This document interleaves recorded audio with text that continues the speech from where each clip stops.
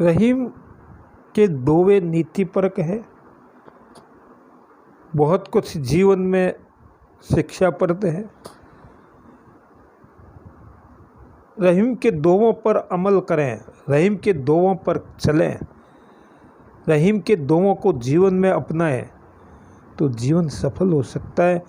आज के समय भी रहीम के दोवे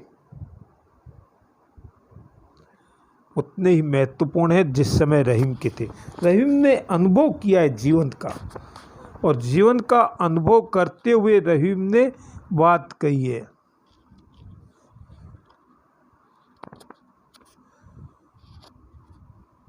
वो कहते हैं रहीम, आवत काज रहीम कही गाड़े बंधु स्नेह, जीरन होत न पेड़ ज्यों थामे बरई बरे। अब बरे मतलब जो वृक्ष, देखो प्रकृति के बारे में पहले भी रवींद्र ने बबूल का उदाहरण दिया है, और अब पेड़ जो है, जो पेड़ आपके प्रकृति में कौन सा पेड़ का, बरगद के पेड़ का उदाहरण दिया है। बरे मतलब बरगद का पेड़ आपने देखा होगा, जिसकी शाखाएं क्या होती है, नीचे जाती है और वापस पेड़ बन जाती है, और काट देते तो पेड़ खड़ा हो जाता है। प्रकृति का जितना अनुभव रहीम को है, कम लोगों को है इतना, क्योंकि रहीम भी जमीन से जुड़े हुए थे। और वो कहते हैं, आवत काज रहीम कई गाड़े बंधु सने। रहीम कहते हैं कि आवत काज रहीम कई गाड़े बंधु, विपत्ति के समय, दुख के समय कौन काम आता है, गाड़े बंधु सने, जो आपके सगे संबंधी होते हैं। गाड़े मतलब गाढ़ मतलब बड़े घनिष्ठ मित्र, बांधव, बंधु, जो आपसे स्नेह रखते हैं, प्रेम रखते हैं, वही काम आते हैं। उदाहरण दिया, जैसे वृक्ष के जीर्ण पुराने होने पर लकड़ी के गट्ठे की मोटी रस्सी पेड़ को थाम लेती है, और पेड़ की डालियों से, बरगद के पेड़ की डालियों से निकलने वाली जो जड़ें हैं वो वापस पेड़ बन करके उस पेड़ को सहारा देती है। उसी प्रकार विपत्ति में सगे संबंधी काम आते हैं। रहीम कहते हैं कि यहाँ सगे संबंधियों के महत्व को दर्शा करके कवि ने नीति की बात कही है। जिस प्रकार वृक्ष के खोखला होने अथवा पुराना कमज़ोर पड़ जाने पर मंजू की मोटी रस्सी उसे थामे रहती है, और डालियों से निकलने वाली जटाएं धरती में धंसकर पुराने पेड़ को थामे रहती है। बरगद के पेड़ की यही विशेषता है कि उसकी शाखाएं जमीन में जाती है और पेड़ बन जाती है। उसी प्रकार कष्ट का समय आने पर सगे संबंधी और मित्रगण मदद करके उस व्यक्ति के जीवन को कष्टों से, दुखों से, विपत्ति से दूर कर देते हैं।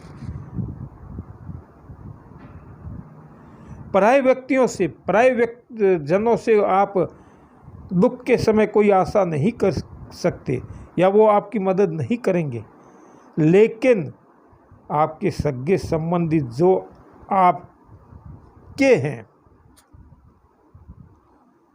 वो आपकी मदद करेंगे। इसलिए कहा गया है कि अपने जो होते हैं उनको नाराज़ नहीं करना चाहिए। जो आपके सगे संबंधी है, आपके मित्र हैं, उनको कभी नाराज़ नहीं करना चाहिए।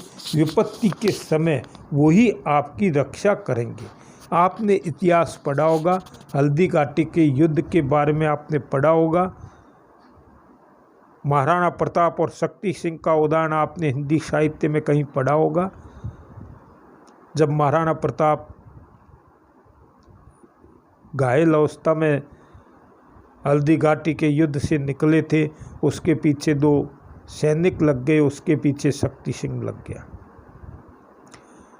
आगे जाकर के छोटे भाई का हृदय परिवर्तन हो गया और उन्होंने सैनिकों को मारा और महाराणा प्रताप के चरणों में सिर रख दिया। तो बंधु भाई ही काम आते। राजस्थानी में कहावत है, और वो कहावत जैसे रहीम ने तो अनुभव किया ही है। कहा गया है कि क्या है, राजस्थानी में एक जो बात कही गई दोहे में, वो कौन सी है कि रेवणो भाइयों में चाहे बैरी हुए, जीवणो मारे आंसू चाहे जहरी हुए, चालनो छया में चाहे कैरी हुए। तो ये बातें, ये सारी बातें यहाँ लागू होती है।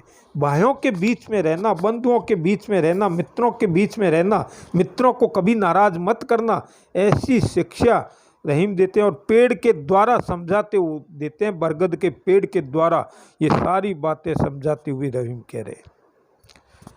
और रहीमदास जी ने अपने जीवन का अनुभव इसमें बताया, जैसे पेड़ का उदाहरण देते हुए कि जो संबंधी होते हैं, जो अपने होते हैं, वो क्या होते हैं, बंधु बांधव कभी नाराज न करें, विपत्ति के समय वही सहायक होते हैं। और कहा भी गया है, टूटे सुजन मनाइए जो टूटे सो बार। टूटे सुजन, जो अच्छे जन हैं, उनको मनाइए 100 टूटे। उदाहरण दिया गया है कि सोने का पात्र होता है, वो टूट जाता है तो क्या करते हैं, उसको बार बार बनवाते हैं, सोने को फेंक थोड़ी देते हैं, चाहे कितनी बार ही हो। यही बात यहाँ कही गई है। रहीम ने जीवन के अनुभव के बारे में बताया गया है। उदाहरण अलंकार है, अनुप्रास तो है ही, नीति की बातें बताई गई है। नीति जो है वो यही कहती है कि आज हम किस ओर जा रहे, एकल परिवार की ओर। पहले संयुक्त परिवार होता था, एक दूसरे का दुख समझते थे। आज मनुष्य खुद के लिए जीता है। परिवार समाज की तो बात छोड़ो, परिवार की भी बात बहुत दूर है। रहीम कहता है कि बंधु बांधवों के साथ रहना चाहिए। आगे फिर कहता है, उरग तुरग नारी नृपति, नीच जाति हथियार, रहीमन इन्हें संभारिए पलटत लगे न बार।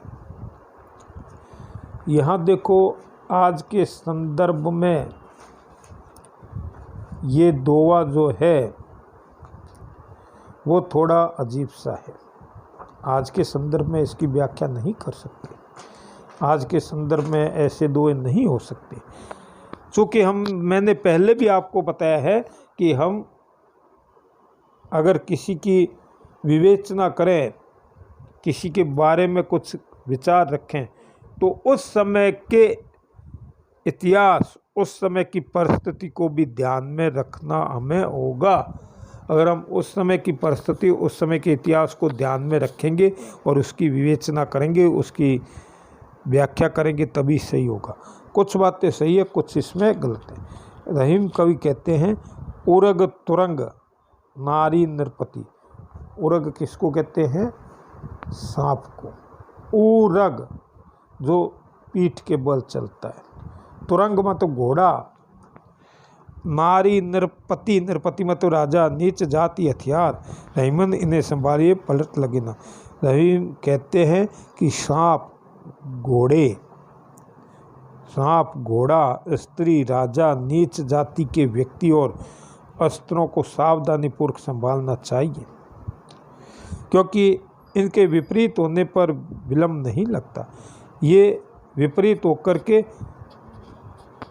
आपको हानि पहुंचा सकते हैं।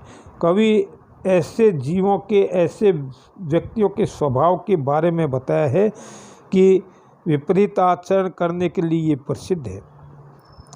जैसे सांप है, सांप क्या करेगा, सांप, घोड़ा, स्त्री, राजा, नीच जाति का व्यक्ति और अस्त्र मतलब हथियार, इन सभी के साथ सावधानीपूर्वक व्यवहार करना चाहिए, अर्थात सावधानी के साथ रहना चाहिए। सांप है, छेड़ने पर काट लेता है। सांप को आप छेड़ोगे तो वो आपको डस लेगा, काट लेगा और काटने पर मृत्यु भी हो सकती है। सीधा जा रहा है, आपने छेड़ा तो वो, उसका कोई भरोसा नहीं है सांप का।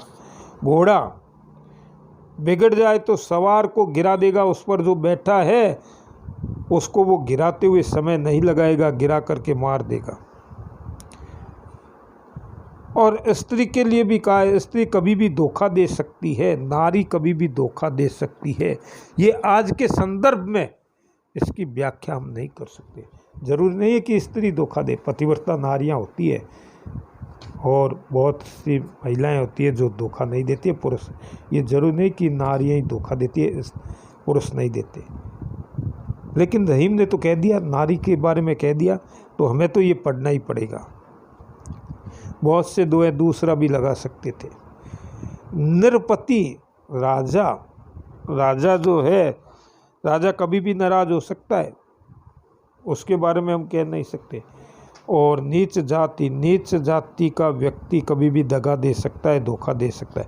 हथियार को भी सावधानी पूर्वक चलाए जाए तो वो चलाने वाले अगर असावधानी पूर्वक चलाए, सावधानी न रखे, सावधानी से न चलाए, तो वो चलाने वाले का हित कर सकता है। अतः सावधानी के साथ इनसे व्यवहार करना चाहिए। पलटत न लगे न वार। पलटत मतलब पलट करके वार कर सकते हैं, उनमें समय नहीं लगता है। इनको आप अगर सावधानी पूर्वक रखेंगे, सावधानी के साथ इनके व्यवहार करेंगे, तो ये आपका कभी भी अहित नहीं करेंगे, क्योंकि ये कभी भी बदल सकते हैं, कभी भी आपसे बदला ले सकते हैं। तो इनके साथ बात करें, या इन्हें बात से पलटने में, अपनी एक स्थिति से दूसरी स्थिति प्राप्त करने में देर नहीं लगती कि कभी इन्होंने कह दिया तो ये मुकर भी जाते हैं। यहाँ रहीम ने अपने जीवन के अनुभवों को अवगत कराने का प्रयत्न किया। रहीम के साथ ऐसा हुआ है, रहीम ने ऐसी बातें देखी है, तो उन्होंने इस दोहे में बात कही है। स्वभावोक्ति अलंकार है, अनुप्रास तो है ही, नीति के दोहे तो है ही। रहीम के दोहे नीति के दोहे। अब घोड़े, सांप और